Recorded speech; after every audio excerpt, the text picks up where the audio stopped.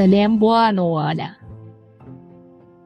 د یو وخت کیسه ده، په یو کلي کې د سلمان نومې هلک د خپل پلار سره اوسېدو. هغه ډېر زیات ایمانداره او ښه انسان و.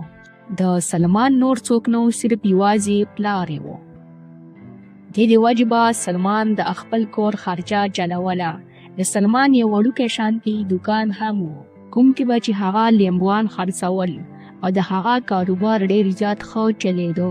نو چې کله به سهار شو نو سلمان به خپل کاروبار ته لاړی. بل طرف ته په دې کلي کې یو بل کس هم و چې د هغه نوم عمران و. عمران ډېر زیات لالچي او بدنیته انسان و. د عمران هم د لیمبوانو یو وړوکی شانتي دوکان و.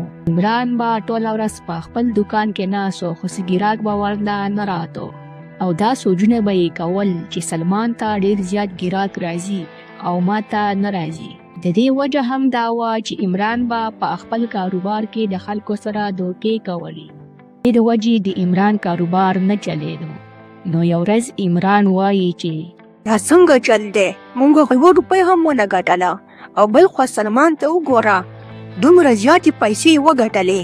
او بله خبره ده چې هغه زما ټول ګراک په ساو کلی دی، ځکه چې هغه زما سره نږدې دوکان کولاو کلی دی، نو ما ته یو ګراک هم نه راځي.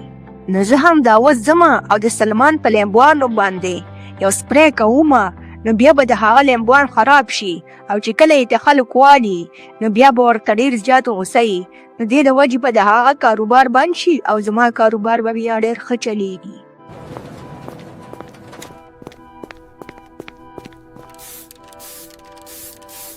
راشه راشه پرش او تازه لیمبوان واخلې، راشه راشه پرش او تازه لیمبوان دي، راشه وروره. نو په دې ټایم باندې د سلمان دوکان ته ډېر زیات خلک راشي او د سلمان نه ډېر زیات لیمبوان واخلي.